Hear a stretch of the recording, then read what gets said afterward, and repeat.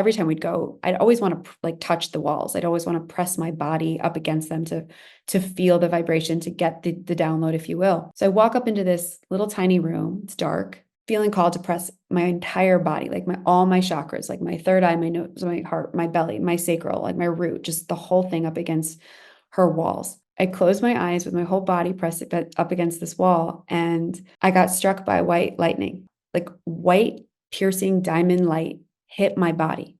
And within milliseconds, my entire auric field starts to blow out and expand beyond the temple, beyond the planet, truly into the cosmos. And then I started hearing voices, like a chorus of voices. And they were speaking to me so fast, like rapid succession, like the messages were just coming through. Where are you, Jessica? I'm in Nashville. Where are you? I'm in Scottsdale. I wanted to do this in person with you. I know. We'll meet in person one day, I'm sure. You know, the frequency is always better when you were together, except for the fact that I remember the first time I couldn't have been the first time, but I remember I was doing a reading with a girl, and I thought that, maybe it would be better if we did it like on FaceTime. And she's like, okay, whatever.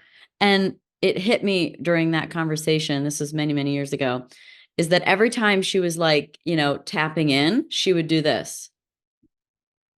And so it was like, it's all omnipresent energy. It's all connected. Like, we don't have to be together to understand and transmit with each other. But in person is always more fun. But I'm just happy to talk to you in the first place. I love you. Like you're my kind of girl on like every level, including your politics, including the way you live your life. You crushed it in the 3D, as I like to say, but you're obviously very connected to the 5D. I've been a fan and a listener of your podcast for years. I love you. I love the conversations you have and the people you bring on. And then you slid into my DMs and I was like, let's go. Now I'm here. Now we're here. When it said that you were a Pleiadian, I was like, well, that sounds fascinating. Let's talk to her. And then when I saw you had a book, I'm like, I'm sure you're promoting a book then. I am right here. And then, yep, I got it here. Great. Okay, goody. Yay. And then as I started reading the book, understanding that you had such a big experience in Egypt and that Dendera was so special to you, which is the most fucking amazing site in the world. You come from more of a business background and working and busting your ass and, not so much sort of light work. So was there one experience did you have an epiphany one day? What kind of got you into this realm that's a different realm? Well, I say that I've come out of the spiritual closet with this book, and this message, because I've always been this way. I was born and raised Jewish, I grew up in a very predominantly Jewish community, but I was talking to like angels and the goddess and communing with white light when I was like 5 years old, and I had the most discombobulating religious experience, if you will, at 19 in a church in Ireland on my very first trip across the pond. My grandmother had died when I was about 19 years old. And I grew up, like I said, in a very predominantly Jewish community. I'd only been in synagogues. I'd never stepped into a church in my entire life until I went to Ireland. I was actually breaking up with a boy and I was heartbroken and I'm like, I got to get the fuck out. And so I went to Europe and I backpacked and I found myself in Ireland the last week that I was there. And there was a chapel that was like built in the 1500s. And I thought to myself, like, am I allowed to go in? Because I'd never been in one.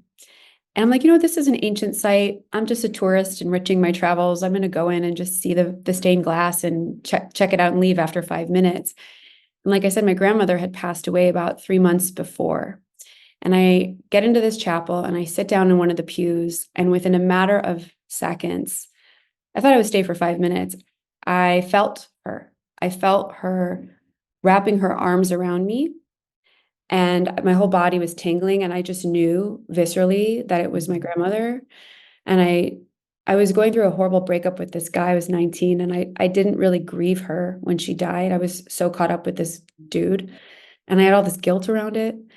And I heard her say to me, you have nothing to be sorry for. I've been with you this whole time. I will be watching over you for the rest of my life, your life. I'm your guardian angel.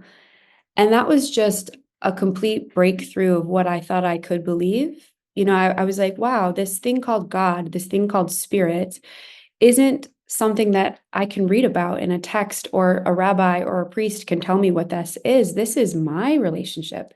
This is my connection. I get to define this. And so from that moment forward, it set me on this quest to just understand God. I call it Goddess today. And, I studied, Hinduism, and I went down the path of learning more about Christianity and the angelic realm, and led me into astrology. And then I got into plant medicines and, Native American traditions. And then I connected with my star family, which I can talk about, the Pleiadians, and started to really look at spirituality through the science of the universe. And then sidetracked, I became a really successful, ambitious, professional female entrepreneur in my 30s and into my early 40s, and went through a lot of dark nights of the soul. And I just kept coming back to my spiritual practices. And what really led me to truly come out with what I believe is the truth of what's going on here on this earthly plane was my trip to Egypt, where I say that I went to Egypt and I died. Like, I truly had a full-on identity ego death in that country. I know you've been.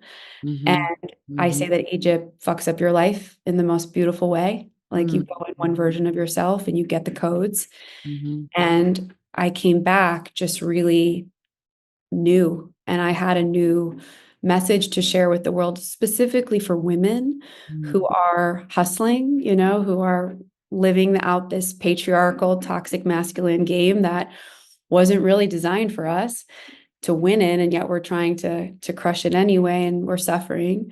At least I did. I hit burnout, full on physical, mental, emotional, diagnosed depression at the peak of my career, when the whole world was like telling me I was winning. I felt like dying inside. And I got a lot of really inexplainable, but absolutely it happened, information in that country. And I've decided to come out of the closet as a Pleiadian, because that's what I've always been. Where were you in Ireland? Kilkenny. Is that Northern Ireland? It's southern. I've heard that Ireland is a very spiritual country as well. There's a lot of special spiritual, magical sort of sites there. And I was also thinking, when you were telling that story, that was that the most spiritual experience that you had ever had? And you were not in your normal church. You were in a Catholic church, I'm guessing, if you were in Ireland. Yeah. So is that true to say? I'm proud of my lineage, right? My grandparents are Holocaust survivors, and was bar mitzvahed, and celebrated all the traditions, and we were reformed, so we weren't like super religious Jews, but it was a part of my identity. But my connection to God, like my true visceral understanding and relationship with spirit, I wouldn't say wasn't existent, but it was murky. It wasn't this whole embodied connection. And then I was 19 years old, all I had known was my community. And I go into this sacred building that I cognitively didn't know I could go into, or didn't think I belonged. And when I met my grandmother's spirit in that space, I was like, no, this is a house of God. I am a child of God. I am a piece of everything that exists in the ethereal. And it's all love.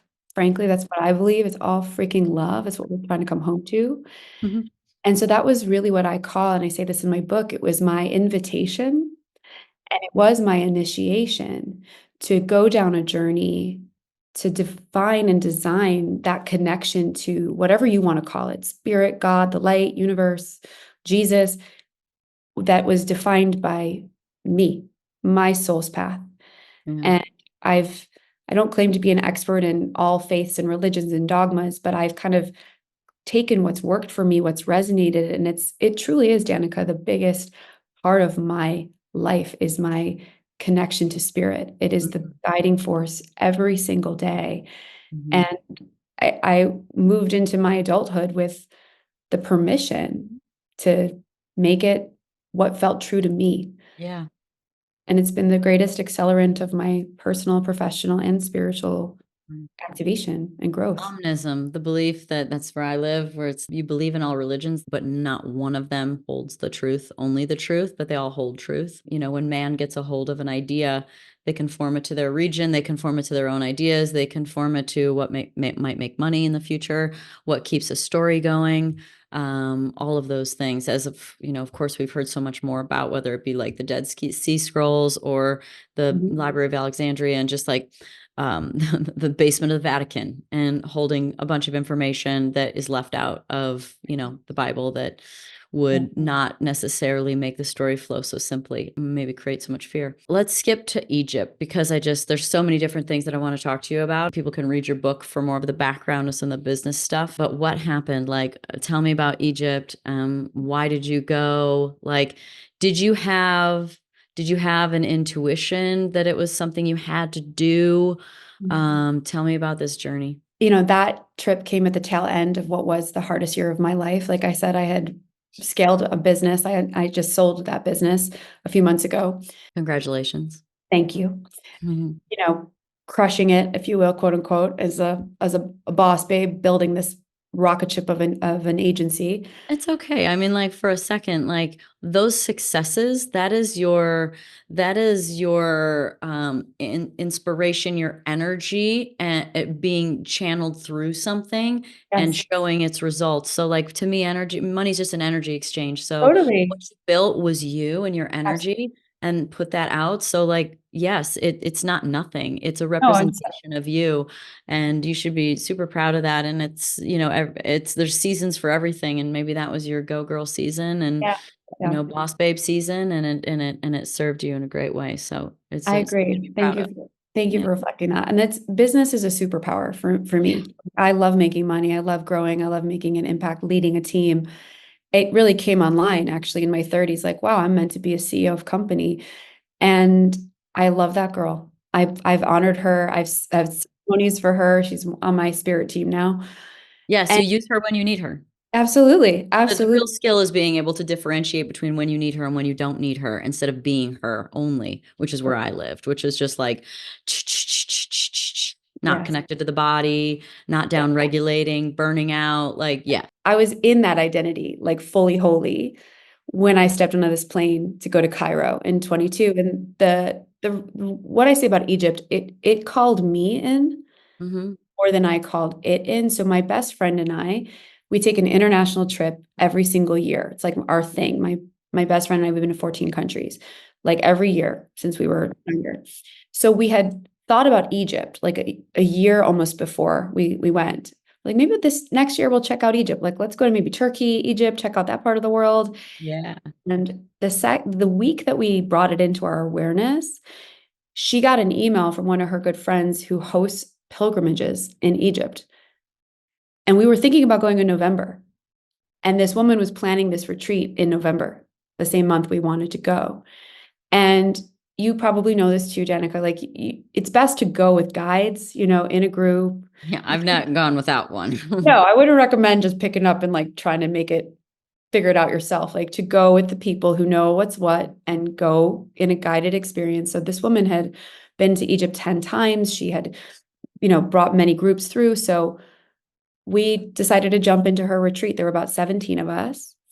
Um, I land in Egypt first morning, get a very lag night of sleep, and we have to visit the Sphinx the first morning we're there. Oh, wow. Jump in the deep end. Seriously. And we went with these guides. We went with these, like, I consider them to be like mystic keepers of the keys, you know, the people who were leading us. And if you're an average tourist, if you will, when you get to the Sphinx, there's like a big rope around the Sphinx and you take a picture from it from 500 feet away. We got to go in front of the rope, walk all the way up to the Sphinx Mm-hmm. and put our hands on it. And I'll send it to you. I should actually share it with you. Maybe we could share it with your community when the podcast comes out. I have this photo from that morning. So I go up to the Sphinx and I close my eyes. This is morning one of Egypt. And I put my hands on it, I lean my head down, I close my eyes, and within a matter of seconds, and I'm very clairaudient, like I hear spirit, Mm-hmm. I heard them say to me, Danica, verbatim, welcome back, welcome home. Mm-hmm. We are so happy you're here. We have been waiting for you. this was a matter of seconds. And I pull my hands off the Sphinx. I open my eyes. I'm like, did I really hear that? It's early. It's like 5 a.m. And my friend was standing like 20 feet away, taking a photo of the Sphinx for her own iPhone, not knowing I was standing in that picture. It was dark, it was dusk, or dawn. And there's this picture of me standing right there, and this huge beam of white light is going through my back. Like it looks fake. Wow. I mean, the goosebumps are yeses. These are like the physiological yeses that I keep getting. And that was literally the first moment of what a 15-day spiritual pilgrimage where we went from temple to temple to temple, sacred site after sacred site, getting access to these temples at times when no one else was there. So we had pretty much exclusive private access. They got us into parts of these temples that very few people get to go to. And I call it a recollection of my codes. Like each temple, I got new data, new information, new downloads, new upgrades in my DNA of the truth of why I'm here, the point of the human experience, galactic downloads from this open stargate that is Egypt that brought me back to my truth. And, in Isis's temple, for example, the Temple of Philae, I have done psychedelic medicine before. I've done 5-MeO, DMT, the toad, the bufo, quite a few times. I know what that psychedelic experience is like very intimately. And I was in her Holy of Holies, in the chamber where the high priests and priestesses only used to be able to go. And we're standing in this little dark cave as a team, as a group. And I had gotten down on my knees, and I put my body over my knees, and I had my forehead on my hand. So I was sort of rubbing my third eye, but not really meaning to. And I just was sort of praying to her. And I stood up on my knees, and I had a full-on DMT explosion, completely coherent, sober, no drugs, nothing. And I saw sacred geometry and colors, and everything started to expand. And I heard Isis. I heard her voice. And she told me, and this is, again, coming off the year of my biggest burnout year of my life, that I must move as slow. This is verbatim again, what I heard. I wrote it in my book. I must move as slow as the seasons change, to move so slow that I can watch the flowers blossom, and to move so slow that I can hear the wings of the fairies flutter. That is how slow you need to move, to treat your body like the most tender thing in your life, which is me. You need to worship your body, your vessel, as the most divine thing in your life, like you would worship the goddess, because you, Jessica, are a piece of the goddess, because you're a woman.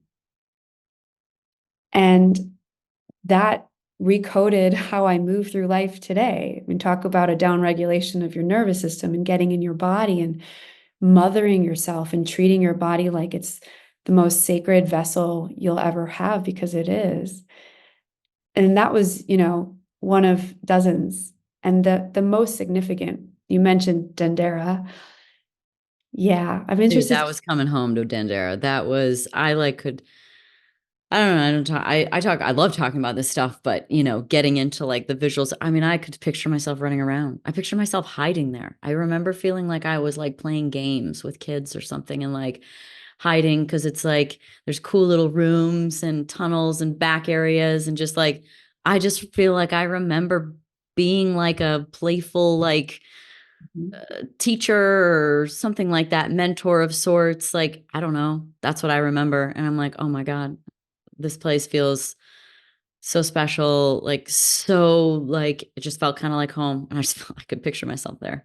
Yeah, I retweet. The second I got on her grounds, I was like, I have been here before. It was so familiar. And there's a temple of Isis behind it, which Isis is the one I connect with the most above Hathor. And there's a temple of Isis. There's a special temple of Isis behind the temple of Hathor. Yeah, well, they're connected. Yeah. Yeah. They're part of the same avatar. When I was in Dendera, okay, so like I said, these things happen to you. You get it. I'm saying this for your audience. That sound crazy. Like, yeah, I know. that Like, happened. come on, guys, don't lose us here. Like, this is an Right. embodied experience that is like, I just don't make shit up. I don't bullshit. I call bullshit. Like, I'm like, unless it's like real, like this is just how it happened. It's Yes. just what happened. And it's This just what is I saw. And it's just what I totally felt. facts. Just like this was my lived experience. Yeah. So I don't know if you remember in Dendera, there's those like ladders that take you up into these little closets, like these little alcoves up in the wall. Did you see those? I don't think I went up in there. I mean, we took the staircase up to the top where Yeah. the what is the astrological Yes. map, On the which is ceiling. actually not the original. The original, I think, is maybe at the Louvre. Yeah. So that is a remake. But and then we went down. I think there might be a down area. Tunnels. Yeah, there's tunnels underneath. Is that the one that has like the birthing canal where you can go both directions, or was that a Yep. different temple? We went to so many temples. Yeah, I think Um, so. I think that's Dendera. That so Dendera, as we were saying, is Hathor's temple, and Hathor is the goddess of frequency, of music, of bliss, of joy, of pleasure, of play. And there's this area where you can go up these ladders. There's two ladders that take you into these little alcoves, if you will. And we had to tip off the guards to like across, yeah. like let us go into these I everything. was just interviewing a guy named Jimmy Corsetti, and he does ancient civilization sort of archaeology, sort of research, and like it has YouTube videos. And we were talking about being in Egypt because we've both been there a couple of times, and we were just joking. We're like, look, let's face it, you grease the guards. That's what you do. You pay them. Like that's why you need guides, because you need like Right. that's just how it works in some It's how countries. it works. It's a transaction. They'll let you go anywhere for the right That's price. right. I mean, they want you to pay to go to the bathroom too. Correct. And for toilet paper. Yeah, Yes, exactly. toilet paper costs money. I was so happy when I got back to the state. I was like, wow, I don't have to pay for toilet paper anymore Yeah. because we used to it in Egypt. So back to this ladder. Okay. So I was by myself. Like we'd show up at these temples. We had an Egyptologist. We'd walk around. He'd tell us like the historical stuff, and then we'd all get to go roam. And that was always my favorite part when I was by myself, communing, roaming, doing whatever I felt called to do. So I find myself at the foot of this ladder, and the guard let me up. I paid him however much I needed to pay him, and I climb up by myself. And these walls inside of these sacred sites are alive. Like They're completely covered. Every square inch of the walls, the ceilings, the pillars, you name it, it's stunning. crazy. And they have an aliveness, a vibration encoding in them. And when I throughout the entire country, every time we'd go, I'd always want to like touch the walls. I'd always want to press my body up against them to feel the vibration, to get the download, if you will.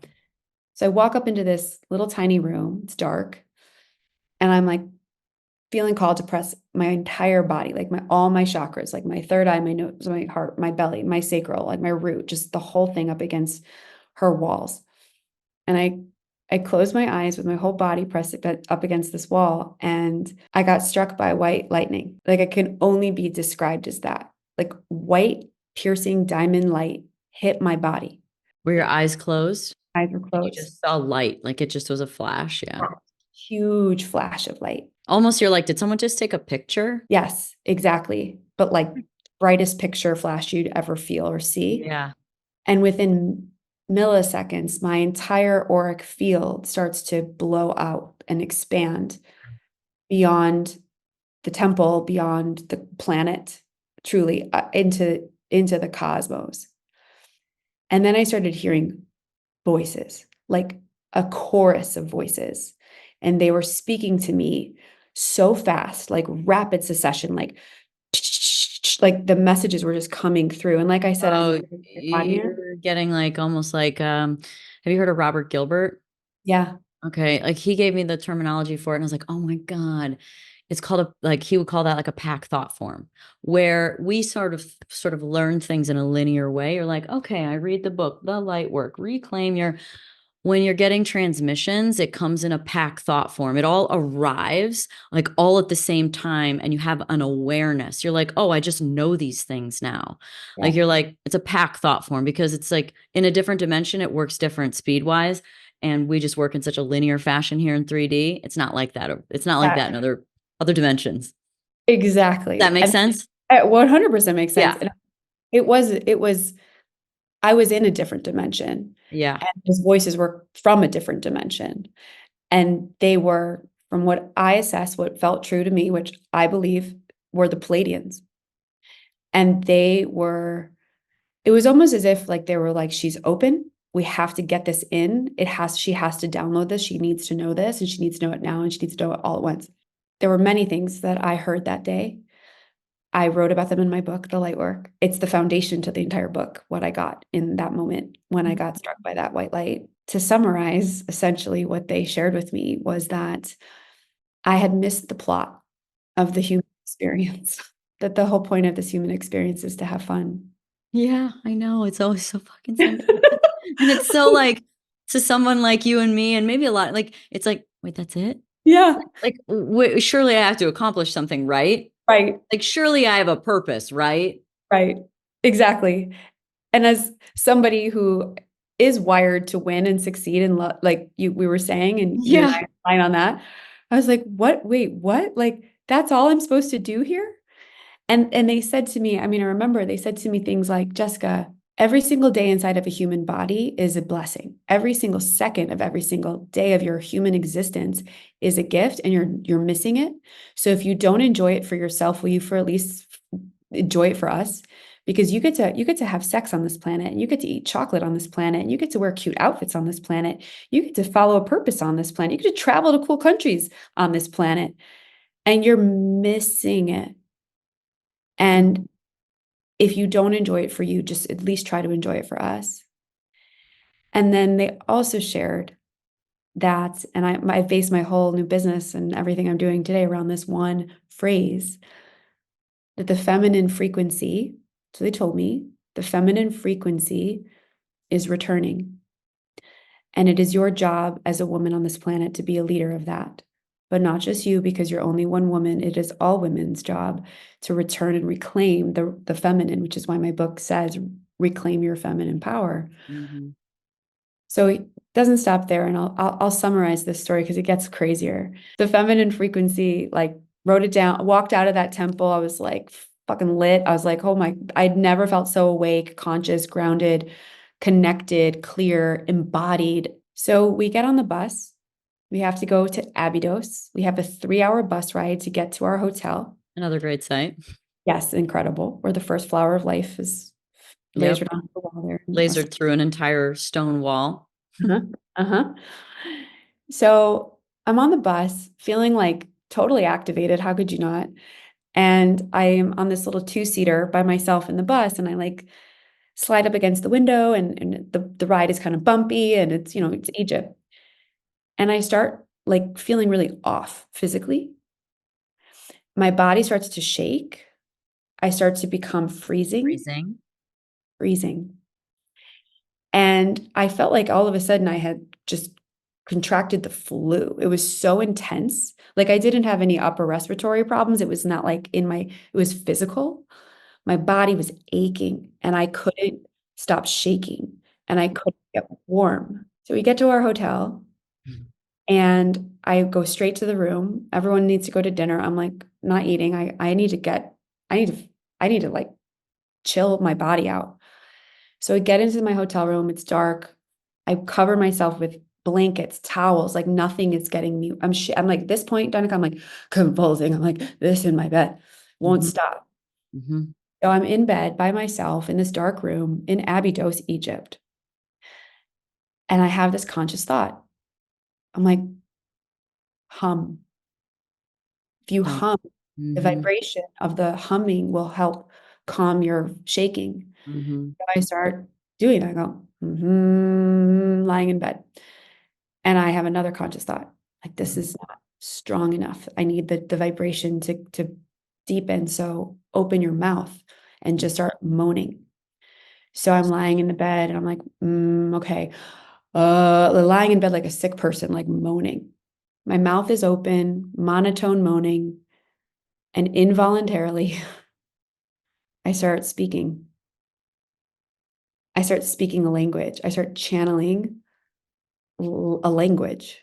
And it sounded like speaking in tongues, but it was actually beautiful and symphonic. And my whole conscious mind dissolved, and I was moving with the sound, and I was able to move it up through my body. I could move it to where it hurt, like my stomach hurt, my womb hurt, my throat hurt, my arms, my fingers. And I channeled light language for 2 hours. 2 hours.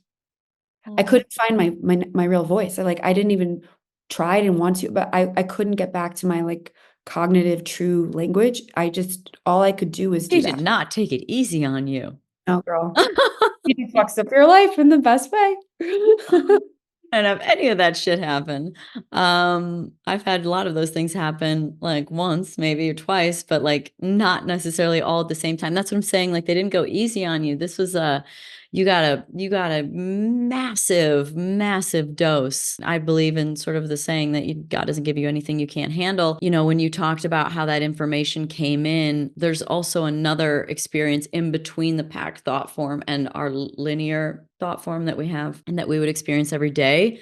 And that's like in the psychedelic realm. I've had it where this one came through mostly on psilocybin on a journey, on like a good 5-gram journey. And I love to ask questions. I was asking questions to that in that realm, I always call them the mushrooms. Like it's almost like they're a collective frequency, but they're like a group. And so like I'd ask them questions and I'd get an answer, but it was not like packed thought form, like it arrived. It was so fast. I couldn't. And then I remember saying like, how am I going to get this information back to the humans? And like, don't worry about it. And what I realized was also that being a human was a break, because you get such a narrow focus on one thing, that being a human was a break from the real information that's available to us. Because this is why they have to sort of raise our frequency slowly, because you'll just short circuit. Totally. If you lived in that space of that much information, you know, when something happens so aggressive, suddenly you can pass out because your body's protecting you. It would be like that. That's how fast the information comes in. It's overwhelming. Totally. I love that. That's so well said. And it's exactly how it feels when you access those dimensions and you're able to get those downloads and those codes. It's almost too much for the human body to handle it and access it when you're in those states. Yeah. And in a way, Egypt was like one big psychedelic explosion. I was able to access realms in a coherent state, which made it even more discombobulating. You're like, how is this? Am I making this up? I mean, the things that happen to you there psychologically, mentally, emotionally, physically are real. It's interesting to hear, how you metabolized your journey. And I've listened to your show, and I know you've been on this path, and look at what you're doing with it. You're bringing conversations like this to the world. I absolutely love this about you. There was a metabolizing that I needed to do for the days after Dendera. Yeah, exactly. I couldn't eat. I lost like so much. Now that it's about, I couldn't eat for days. I had no energy. I had no appetite. I cried all day long, and I was so raw. I was so cracked open because my system upgraded. Like when that amount of light, because that's what that activation was, and it was a light body activation, downloads into your physical human 3D dense matter, bone, skin, blood, fluids. You have to process that. It has to integrate. Yeah. Has to integrate. And the days Recalibrate. I shut off my phone. I couldn't, I was with 17 other people. Like I was really just raw. I would lock myself in like stalls in the bathroom when we were traveling around and just fucking sob. I just didn't know what to do with all the emotion that was coming up. Lots of old childhood trauma memories were coming, like how I have analyzed that and really have made sense of that. And I've done a lot of research. I came back from Egypt and went deep dived into a lot to write the book, The Light Work. My DNA upgraded. The carbon-based DNA in my cells disintegrated, and there was crystalline DNA that came online. And I was able to remember the truth of why I'm here and what this whole place is really all about. And I had kind of gotten doses of that in previous experiences with medicine. Mhm. But because Egypt is such a Stargate direct line portal, it is Mhm. so open, and it is where I believe a lot of the dawn of civilization came through. To be given that experience, while it was so painful in the moment, it was such a gift. And it changed my life. Like, I came home, like the opening section to my book is, the introduction is titled I Am New, because that was the only way I could describe my experience. When people asked me when I came home, my friends, my family, my husband, I almost got a fucking divorce after I got back from my trip because I was such a different person. Oh my God. Yeah. And Yeah. Wow. That's a lot of changes. I'm it happy really for you was. that you didn't, but Me it would too. be imaginable. The thing about spiritual experiences, psychedelic experiences, is that it will change you forever, because if you are open enough to have the experience, it becomes fully embodied. Like, it's not something like you just sort of like, oh, you heard it. You're like, oh, that makes sense. It's like, no, you feel it, you see it, you have an emotional reaction to it, which creates it etches in your body, just like a trauma does. A trauma is just an experience that has a physical reaction, and sort of it keeps you, and then it locks you into that, what happened. That's why you get triggered. You go back to that emotional reaction. That's why people can act like a 5-year-old, because something happened when they were 5. And so when you have these spiritual and psychedelic experiences, it is fully embodied as it really happened, because it really did. And so you can't forget. I'm sure that your psychedelic experiences, your spiritual experiences, I bet they're very vivid still, They because are. they were real. They really happened. Yes. And that's why it changes your life forever, because it really happened.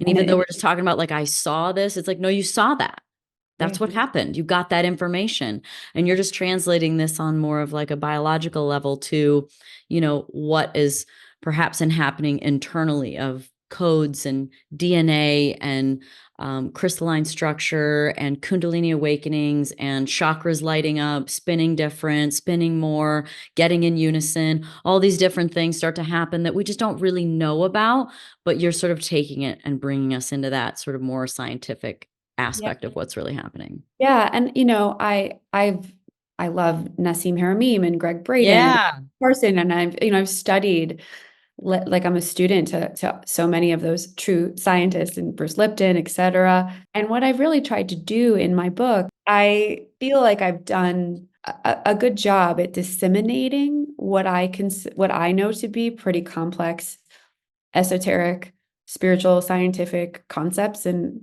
ideals and research in this in my book, in a way that the modern day kind of average woman can understand. Because you hear Pleiadians, you hear stories like this, and not, probably not your community, but it's it can feel like over someone's head, and yet, in my Oh, view, yeah. it's the truest and realest thing that exists. Yeah. And I took the reader through my own human experience as a woman, through my trauma, through all of my dark nights of the soul, and created a roadmap back home to her light, right? The book is called Light Work. Mm. The operative word is work. We come into this earthly plane to have these soul assignments and evolve through the polarity and the duality of love and fear here. And from that comes a lot of darkness. And it is our job to go through it, to face it, to activate, to heal, to transform and restore ourselves first, which helps restore and heal the planet. Like, that's really what we're up to. At least that's what I think we are ultimately here to do, is to bring this planet, with a very short amount we have of our lifetimes, to its original state of harmony. And if take a look around, like, this world is pretty fucked up and heavy. And if you're here listening to Danica's show, I'm going to assume you're a light worker, regardless if you identify as that. And not everybody, gets to go to Egypt. And I say that in my book. Like, it's not here to convince you to buy a plane ticket. It's here to show you that you have the power right now in your own hands to start to do this work, and to look at Yeah. yourself, and to choose to accept the invitation to go into the shadows. And that's where we find our brightest our brightest light. And that's really what Egypt revealed to me, that I had been living this beautiful life in many ways, but a life that wasn't fully in alignment. And instead of being a victim to it, remembering my birthright is joy, to really go in and see the truth. And I got some really powerful information there that I know doesn't just belong to me. I want everyone to remember how powerful they are. Well said, and so true. So true. I was just talking to somebody the other day and I was like, I said something and it's like, I was right. And it's like, I said, we're all psychic. Some notice. Yes. Yeah, so true. This is true. Like some notice, some don't. Let's talk about the Pleiadian stuff. How does that come through you? What is your relationship with the Pleiadians? I mean, if you are one, I'm like I wouldn't ask you if you talk to them because necessarily, like, you'd be like, you mean talk to myself? So tell me about being a Pleiadian. Well, I'm a Pleiadian. What do you? Do you know what you are? Do you know what starseed you're from? I don't. My intuition says more Orion, more Osirian. I see that. Okay, let's talk about the extraterrestrials. This is my favorite conversation. This So is my favorite subject amongst my listeners and watchers. amazing. Amazing. Well, that doesn't surprise me. So, okay, where do I want to start? There's so much to say. So I'll start with my personal journey and realization around my identity as a Pleiadian. And then I'd love to kind of zoom up and talk about Earth in general. Okay, so like I said, I've been on this spiritual journey since I was, little, and then at 19, it activated with that experience with my grandmother, and then I just became insatiable, really, around the spiritual realm and healers and shamans, etc. Yeah. So in 2018, I've had many readers, many of healing sessions, like shamans experiences. I love them all. Akashic readers, astrology, you name Yeah. it. I get You it. gotta have sovereignty, at this stage, not everybody gets to have access to your field, and you have to really be discerning about Oh yeah. After doing enough of them, I did the same thing. I was like, wait a minute. And you almost get less curious because you realize you have the answers. Like even just like a therapist just sits there and lets you answer your own questions for the most part. Like they give you some tools, but like a lot of these people are reflecting you back to you. Exactly. And so you don't have to be a seeker forever. You get what you need to know, and then you get to do with that what you want. So in 2018, however, flash about 6-7 years ago, I had a session with a healer. I got a referral. She was, kind of an ominous healer. Didn't really understand what she did, but all my friends who'd seen her was just like, just go. So I go to her home, and there's no medicine, there's no music, there's like nothing fancy. It's a massage table with a little white candle and just you and her in this room. And I lay down on the table. She tells me to close my eyes, and she puts her hands on my head like this on either side, and she closed her eyes. And we sat that way for an hour. And she journeyed me, or I should say, I journeyed myself. And in that session, I went somewhere. I went to what felt like another part of the universe. And I could see it. It had, very specific colors. It had very specific structures. It had a very specific sky. And I felt this visceral sense of home. And, I have a beautiful family and parents, but dysfunctional like all of us. And I've never really felt like I belonged here. I was never cool. I'd never had a clique. I bounced around group to group. I never loved where I was living. I have bounced around a lot of different parts of the country to figure out where should I live. I've never felt like I belong here, on planet Earth. But it was something I couldn't articulate. It was just a feeling. In this session, I have this feeling of home. I had never felt that way in my life. And as I'm coming back into my body, I'll never forget this. Obviously, there was this flash of ones, like a barcode, like 1 1 1 1 1 1 1, like under my eyelids. I just saw all these ones. So I opened my eyes, the session's over, and I looked at her and I was like, what just happened? And I explained to her what I saw, and she had seen the same thing because she's a shaman. And she just looked at me very matter of factly, and she's like, you are a Pleiadian. you just visited your home, your original home. I'm looking at your face. You're like, right. My face was like, what are you actually talking about?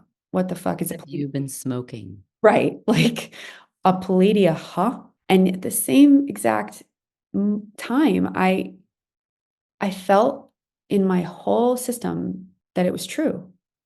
Like there, I just knew it in my body that it was true. Like my mind wanted to reject it, but my body was like, sure. Immediate. It's like one of those things where you hear something, you go, yeah. And then you're like, then the ego comes in and it goes, well, this lady's a kook. Like she's not, this isn't scientific. Like, what are you doing? Jessica, you're crazy. You're on this crazy wild mission. Now you're a Pleiadian. Get it together, girl. that dissipated. Like I left the session. I was like, all right, I'm curious now. So I Googled Palladians. If you, I was gonna this say, you is start deep diving. I fucking Googled it. And I picked up the book. It's actually sitting right there. I'm staring at it. I have it on my altar. Bringers of the Dawn by Barbara Marciniak. Oh yeah, I've listened to lots of hours of her. Lots of hours of Barbara. She's one of my master teachers. I mean, she's just a conduit, really, is what she is. It's a channel. She's a channel. For those that are listening that have never maybe heard of her, maybe you've heard of, I think Abraham Hicks, Esther Hicks is a very common thought leader in the space. So Barbara Marciniak's books, I bought them all.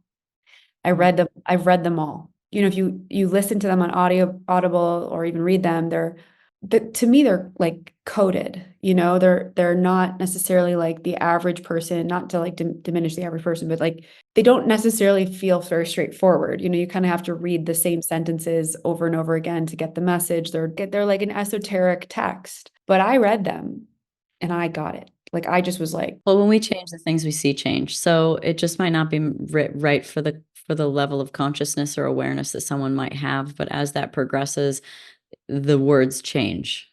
yes, They make sense in a new way. it just what they felt like, Danica, like was a confirmation. Like I was reading this, I'm like, this is everything across all of my spiritual studies and quest. This is it. Like this is what I have been trying to articulate. And this is exactly what I believe. This is exactly how I identify. This is exactly what I know to be true. And here it is in English. And so I continue to deep dive on them and research their personalities, like as starseed hybrids, which I believe we all are. Yep. And you said Orion, Sirius. There's the Arcturians, the Andromedans, the Minnetonкans, the Palladians. They all have different. It's almost like, not to diminish it, but it's like looking at your horoscope. Like there's Leos are different than Virgos, that are different than Capricorns. If you study the different personalities, archetypes, if you will, of these different extraterrestrial star families, they have different makeups. And the Palladian makeup is me. Like I'm like, this is exactly how I operate and how I think and what I'm inclined to do with my life. It was such an affirmation and confirmation the deeper I got. And then I started to, communicate with them. I went to Mount Shasta. I saw two beings on the mountain, a male and a female. And that's a unique experience because you're right there at Mount Shasta, and the openness of that portal is pretty wide. And whenever I feel them in that particular moment, it was just a feeling again of love, of home, of safety, of peace, of presence, of connection. When I'm sitting at my altar, I'm very selective. Like I don't go up or call them down too often. I feel like I go to them when I really, really need it, real specific information. I work with a crystal. It's called a library crystal. It's somewhat of a Lumerian crystal, like version.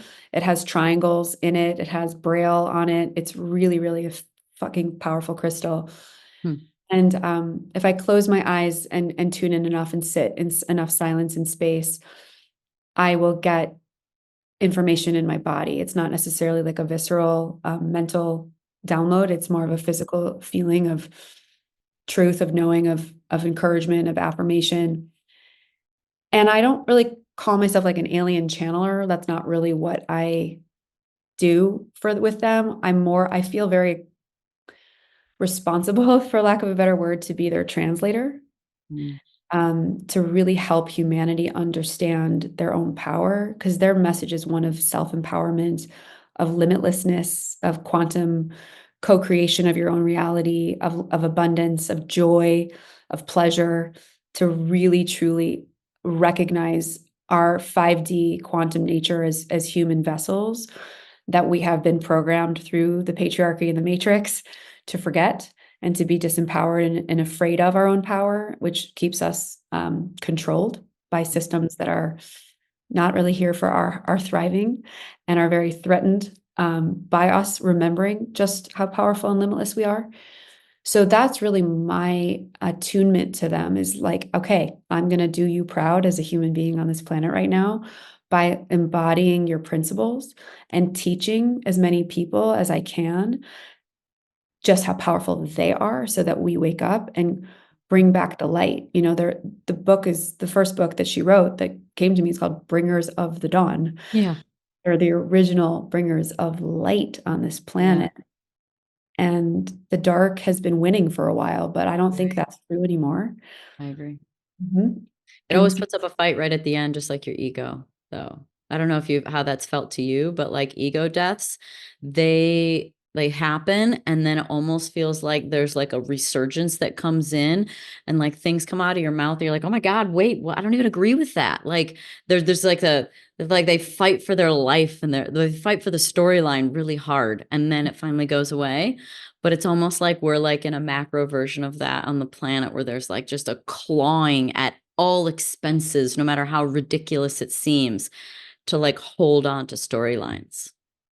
Amen. And I feel, because, and I a friend of mine who's on the path as well tell me years ago that there was a very long period on this planet, and I agree with this, where the dark was winning. Mm-hmm.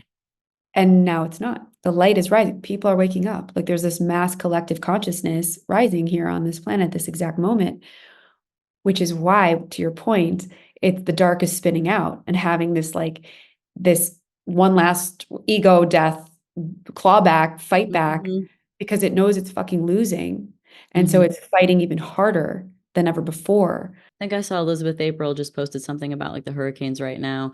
Maybe it was, well, she did post something about it, and maybe she was the one that said it, but basically I've heard that, we've met the critical mass at this point in time. There's enough people that are awake, but it's about being able to hold the frequency. It does feel kind of true, because there's so much stuff that kind of keeps coming at you. What do they tell you or show you as being our power, our sort of dormant feminine powers that we need to learn how to trust and use again? Since coming back from Egypt and getting that feminine frequency message from the Pleiadians, it set me on a very deep path of my own studies and research. And I really wanted to do this book justice. In my research, I'm kind of amazed it took me almost 40 years to find this out. Some people never figure it out their whole Yes, life. I know, this is true. So I'm doing well, and I'm still young. When I see now, look, I still judge myself because I'm 42. Like I'm like, wow, it's when I meet like a 23-year-old that's like really like awake, I'm like, oh, you're so much further ahead than you realize. Same. I feel that way too. But ignorance is bliss too, and we had a lot of fun doing stupid shit. 100%. I wouldn't take any of it back. In my research, I found, okay, humanity's been around for 200, 300,000 years. The patriarchy, like as we look at the history of time, started about 4,000 years ago, simply when things just started getting written down, right? Like in text. That was the dawn of church, state, court, hierarchy, religion, countries, lines, territory, power, control. The rise of the masculine, right, came about. And that's what we consider history. And that has been absolutely programmed into our DNA, rewritten through our lineages and our ancestors. And it makes a lot of sense, like why we operate the way we operate today in 2024. But my question, my curiosity was like, well, what happened for the hundreds of thousands of years before shit started getting written down? Like, what did humanity look like then? And in my research, and I read a lot of books, it was a matriarchal system. It was a feminine civilization. And if you do research into the Pleiadians, of course, which I have obviously, they talk about prime creator. Prime creator is essentially the the one consciousness of the universe that like birthed all consciousness. And that is really what I ascribe to being God, spirit, the universe, like prime creator. And they talk about on planet Earth, we've created gods. They call them the creator gods, like gods with a little g, like back to what you were saying about the church and the Vatican and how religion can manipulate folks for fear and money and all the things we know to be true. So this just kept validating like what I had studied from my Pleiadian research. And prime creator, as the Pleiadians define, is a feminine frequency. It's a feminine energy. Well, the way I like to look at masculine and feminine is like, I actually saw this vision in Egypt where I was looking, I like the way I speak to ascended masters or anybody is I just literally go, hey, and I close my eyes and I just talk to them. Yeah. And so I wanted to talk to Isis. She sometimes shows up, sometimes there's information, there's words, there's things said, but this time she just became like a humongous, giant, huge person, and she had a huge skirt on. Wow. And underneath her skirt was the planet. And the planet, when I asked to talk to Osiris, Osiris's head became the planet. And so like the masculine energy, like is the thought, and then the feminine births it. Like, you know, it's like, yes. So well said. And it's important to distinguish, and I know you know this, like we're not talking about gender, male, female. We're talking about frequencies, energy, and we need both. The harmony, the polarity is what creates the harmony. And we have just overvalued and dominated in the masculine over the course of these last thousands of years, specifically in the last 100 years, with success, power, all of the globalization of everything, more is more. And we've not only like pillaged the feminine and oppressed her and repressed her, we have forgotten her. I have to give this amazing shout out to this book called The Great Cosmic Mother. This thick, it was written in the 80s. It's like way ahead of its time. We as women created a lot of what civilization looks like today through science and farming and technology and textiles and pottery and language. I mean, it blew my mind. Like there's such an amnesia around that truth. And I feel like the message I got in Egypt around the feminine frequency returning really pointed me home to that truth within myself. I think that it's not just about me and my life. I look at it on a macro scale. I'm like, if there was more feminine energy here, I think we would be a very different world. And that is a responsibility I feel like we all have to lead with the heart, right? To remember that we should take up space as women, to not apologize for our beauty inside and out, to really remember our authority and seats of leadership and how essential that is to the collective, so that we bring that harmony back. And that's how I've intuited it, ultimately what I think the Pleiadians have always known to be true and how it should be. And there's been a fight on this planet for humanity against light and dark since the beginning of time. And much of the dark winning has a lot to do with that being written out, like the power of the feminine. right. It is so nurturing. What does it look like for us to step into our feminine power more? Give me some examples of what that would look like. Yeah. Come take my classes. Come to my retreats. Okay. I do a lot of work around this. I'll refer to something that came up today. So I teach a school. It's called the Feminine Frequency Business School. It's a certification program where I'm blending business with spirituality with a bunch of women.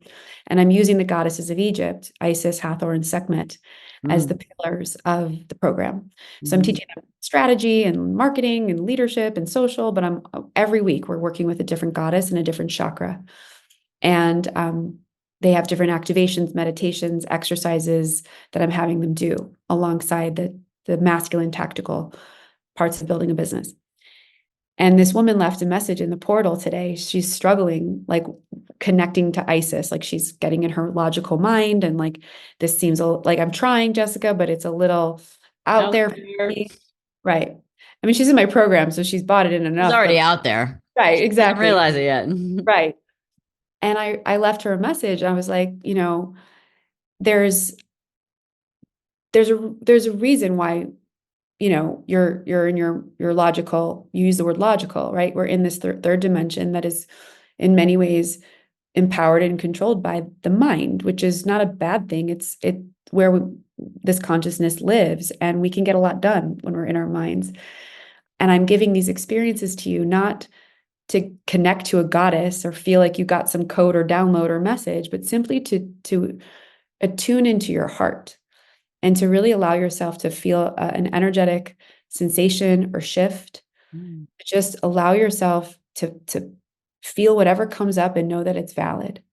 You don't have to subscribe to some myth or folklore or goddess archetype deity. Like, none of that really matters. Like, when we talk about the feminine, we like to talk about the divine feminine and go up into all of that, story, when it's really just truly tapping into our heart space, slowing down, being in the mystery, getting out, right? Right. Like, being okay in the void of not knowing and not having all the answers, to figure it out, to fix it, to do it, to check it off the list, to plan it, to just allow and to practice surrendering, practice receiving, practice grounding, being present, and not like, that's the masculine, that's the matrix, like telling us there has to be some sort of end goal and like right?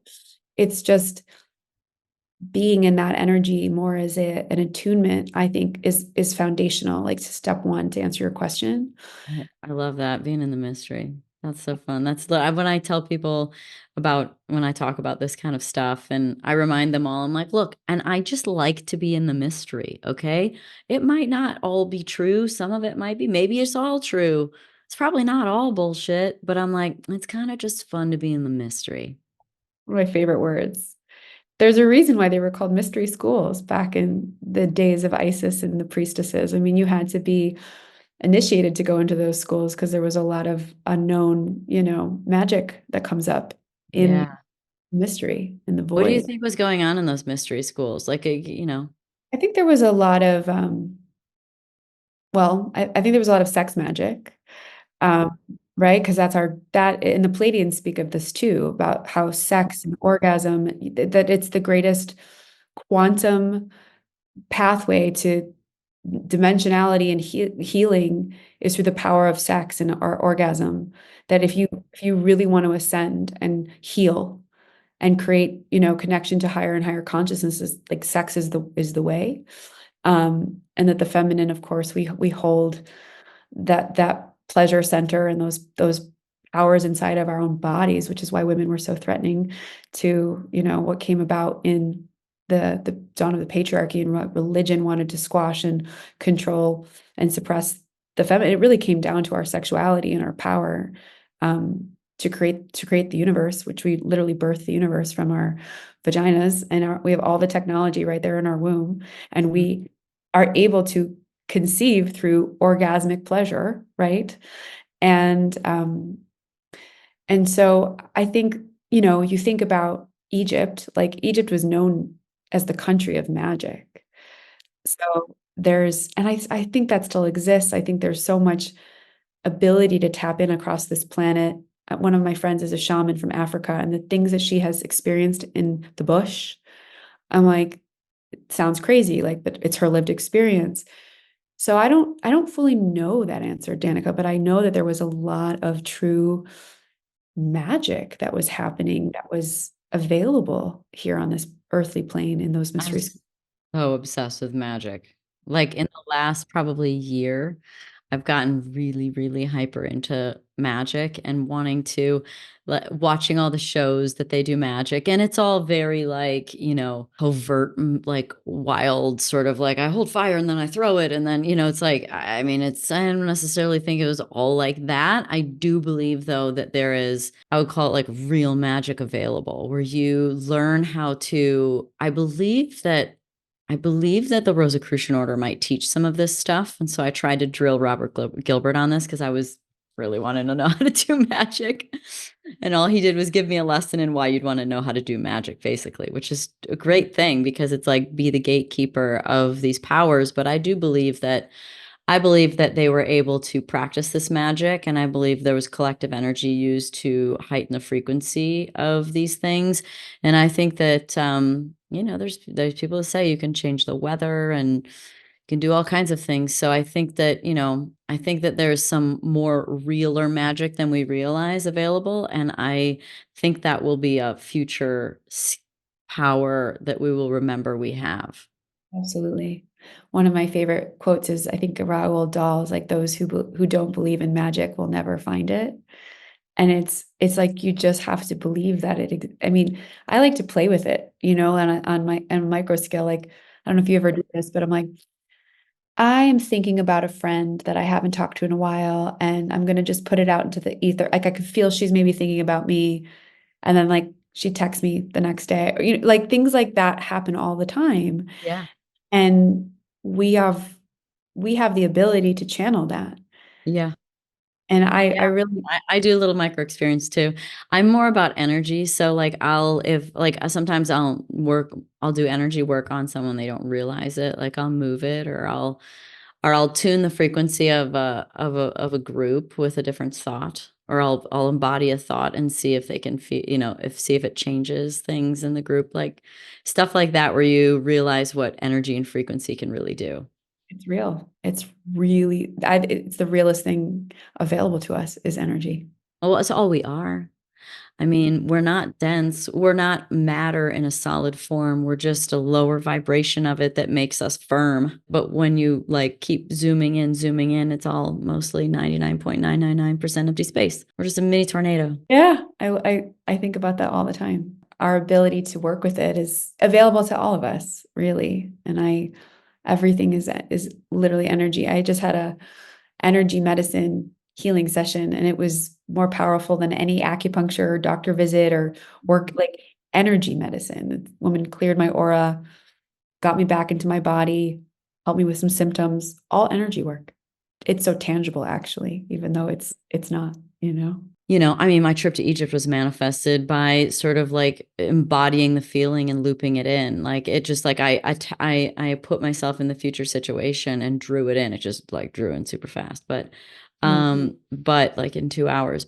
And so believing is also paired with that sort of feeling it, like going into the future experience, embodying it really, which is why the psychedelics and the spiritual experiences and these things that happen they change your life, because you've now attached to some other reality. Like you've Yeah. skipped timelines. I call it like skipping timelines.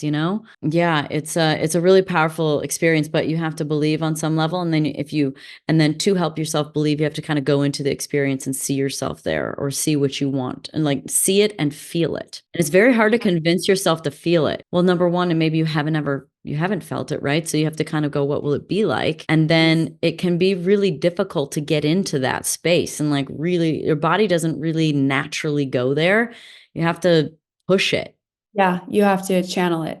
You're saying something that's reminding me of what Michael Beckwith once said to me. Michael Beckwith, Mm-hmm. or to my book, he's a dear friend. He was on my podcast, Yeah. and he said, he's a world-renowned like speaker, and he said, when you're in your mind and you're coming from you're standing on stage, for example, and you're in your mind and you're coming from your heart, you can inspire people.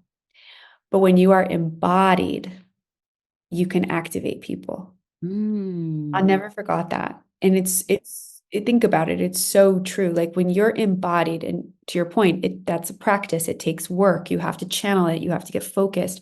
You have to trust. You have to learn how to be in your own body and feel your own power. You can not only activate other people, you can activate a space, you can activate experiences, you can activate yourself, you can activate another dimension. That's right. And right. So getting out of the Because it's mind. just a different frequency. Exactly. It's Because we're all always about, working in that frequency, and we're all complete lie detectors. We just, some realize it and some don't, but you always know, like you really know. Back to like, you don't need all the spiritual guides and people to tell you, like you really know when you are in that space of like in your mind, you are transmitting one kind of frequency, and then when you're embodied as it's of a truth, that is a different frequency. And yes. that's why, Gary Brecka said that the frequency of authenticity is 4,000 times stronger than love, because authenticity if you really love someone, that's most potent, right? Love, authentic love, but authenticity, because that's true. It's a different frequency. And you can feel it in all kinds of situations with people. You can feel it with music. You can feel it when someone's speaking. When you watch someone speaking, you can tell when someone's full of shit. You're like, this isn't landing. Right. Right. Isn't it becoming so obvious right now politically? I mean, don't even get me started. I mean, I'm not, it's like, it's become so obvious when you can tune into the frequency of what's coming through. You're like, I can't, this is your reaction. Yeah. Oh yeah. Yeah. It Literally becomes, I can't get this time back. What a waste. I'll never get those moments. I'll never get those minutes back. Shit. Yeah, it's so true. But anyway, what would you say, kind of, we could keep talking about all of these loves and experiences for so long, but I feel like we've given people a really good dose of you and of the message and what's available. And ultimately what we're also doing right now is we're transmitting a frequency. So like so many things that like what I just said and what comes to mind is even like if I'm down, I'll turn on like an Abraham Hicks video on YouTube for 15 minutes and I don't even have to really listen. It's transmitting a frequency to me.